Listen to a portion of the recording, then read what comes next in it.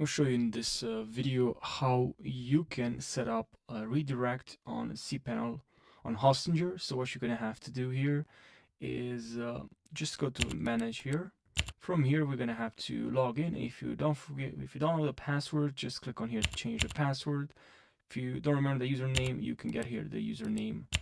And then what you're gonna need to do here is to click on log to cpanel, and then what we're gonna have to do is to go to now here. Let's look for domains right over here. Then here, let's click on redirect. Okay, and now you can select the type, the website, and then redirects to. Okay, so yeah, then just click on add, and that's pretty much it. So I hope you found this helpful. Thanks for watching, and take care.